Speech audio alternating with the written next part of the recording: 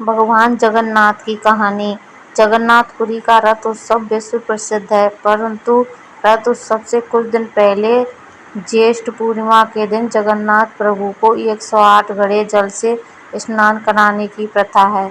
108 घड़े जल से स्नान करने के बाद जगन्नाथ भगवान बीमार पड़ जाते हैं। 15 दिन बीमार रहने के बाद जब ठीक होते हैं तब नैनासर उत्सव मनाया जाता है। परंतु सोचने वाली बात यह है कि जो पूरे ब्रह्मांड का मालिक है, जिसके लिए इस पूरे ब्रह्मांड में कुछ भी ऐसा नहीं है जो नहीं किया जा सकता, वह बीमार कैसे पड़ सकता है।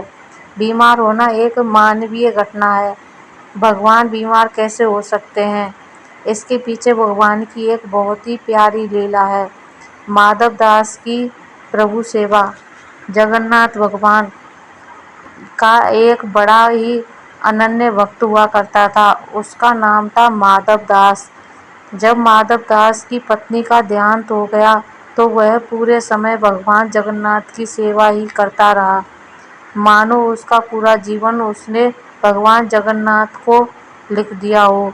सेवा के बाद जो मिलता वह खाता और वह भगवान जगन्नाथ के मंदिर के पास अपनी कुटिया में सो जाता। सालों बीते पर माधव दास किसी भी दिन भगवान की सेवा से नहीं चूकता। दिन तो बहुत बड़ी बात है, वह किसी क्षण भी भगवान की सेवा से नहीं झुकता। जब माधव दास बूढ़ा हो चला तब वह बीमार रहने लगा। लोगों ने उससे कहा, अब आराम किया करो, तुम बूढ़े भी हो गए हो और बीमार भी रहते हो। परंतु माधव दास किसी की नहीं सुनता, बस अपनी प्रभु सेवा में लगा रहता। अपने दास की सेवा माधव ने की। एक बार की बात है, माधव दास बहुत बीमार हो गया। लोगों ने उससे कहा, वैद्य के पास जाओ, दवाई लाओ, परंतु माधव दास सबसे कहता, जिसके माथे पर वो जगन्नाथ का हाथ, उसे किस बात की चिंता, भगवान है ना, वह सब देख लेंगे, यही कहता और निरंतर अपनी प्रभु सेवा में लगा रहता। एक दिन वह अपनी कुटिया में बीमारी की वजह से बेहोश हो भूमि पर गिर पड़ा।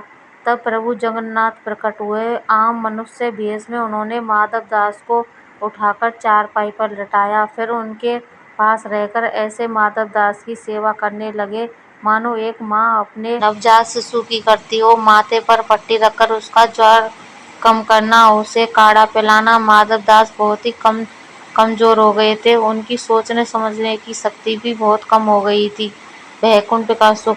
धीरे धीरे जब माधव दास ठीक होने लगे तो एक दिन उन्होंने भगवान को पहचान लिया। पहचानते ही माधव दास प्रभु के सामने हाथ जोड़कर जोर जोर से रोने लगे। रोते हुए कहने लगे, प्रभु आप यह क्या कर रहे हैं? मैं आपका भक्त हूँ, मैं आपका दास हूँ, आप मेरी सेवा क्यों कर रहे हो प्रभु? अपने भक्त के आंसू भगवान श्री हरि ने पोंछकर उन्हें अपने हृदय से लगा लिया। प्रभु के हृदय में लीन होकर फिर कौन सी आस और लालसा बाकी रह जाती है। माधव दास को तो जीवित होते हुए ही इसी धरती पर साक्षात वैकुंठ का अनुभव हो रहा था। प्रभु ने उसके पीठ को सहलाते हुए उसे चुप कराया। कर्म फल का सिद्धांत सुबकते हुए माधव दास ने श्री हरि से कहा, हे प्रभु, हे परमानंद, हे परमात्मा, आप तो त्रिलोक के स्वामी हैं, आप ही नारायण हैं, इस पूरे ब्रह्मांड के मालिक हैं। आपकी इच्छा से तो यह बीमारी क्षण भर में नष्ट हो सकती थी, फिर आपने मेरी सेवा करने के स्थान पर मुझे पूर्णतः स्वस्थ क्यों नहीं किया? भगवान ने मुस्कुराकर माधव दास से कहा, हे प्रिय, कर्मों का फल तो भोगना ही पड़ता है। कर्म का चक्र ही नियति है। यदि मैं तुम्हें अभी तुम्हारी पीड़ा से मुक्त कर दूं तो भी आगे चलकर तो तुम्हें यह कष्ट भोगना ही पड़ेगा। संसार में जो भी कर्म होते हैं उसके निश्चित कर्म फल भी होते हैं। सृष्टि ऐसे ही चलती है। भक्तवत्सल प्रभु जगन्नाथ। फिर भगवान कहते हैं, तुम्हारे कर्मों के अनुसार ही मैंने तुम्हारी सेवा की है। तुमने जितनी मेरी सेवा की है उसका कोई मोल नहीं। भगवान भी भक्त के प्रेम के भूखे होते हैं। एक यही भाव भगवान को सबसे प्रिय है। तुम्हारा प्रेम मेरे लिए सेवा हो सकता है, तो जब तुम्हें सेवा की आवश्यकता है तो मेरा प्रेम भी तुम्हारे लिए सेवा हो सकता है। हे मेरे प्रिय माधव दास, तुम्हारे कर्मों का फल तो अवश्य मिलेगा, पर तुम्हारी भक्ति से मैं इतना प्रसन्न हूँ कि तुम्हारे बचे हुए कष्ट मैं अपने ऊपर लेता हूँ। अब मैं तुम्हारे यह पीड़ा यही अंत करता हूँ। तुम्हारे 15 दिन का ज्वर जो शेष है वह मैं अपने ऊपर लेता हूँ और तुम्हें स्वस्थ शरीर प्रदान करता हूँ।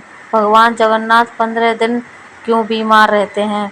भगवान के ऐसा कहते ही माधवदास स्वस्थ हो गए। उधर मंदिर में ज्येष्ठ पूर्णिमा के अवसर पर भगवान को 108 घड़े जल से नहलाया जा रहा था। नहलाने के उपरांत भगवान का विग्रह जोर से तपने लगा और 15 दिन तक तपता रहा। तब से मान्यता है कि जो भी भक्त की पीड़ा प्रभु करते हैं उन्हें कारणों से वे 15 दिनों तक बीमार रहते हैं और उनका कला धन्य है। वो 108 घड़े एवं जल प्रभु की लीला के अंग हैं। प्रभु की लीला अपरंपार है।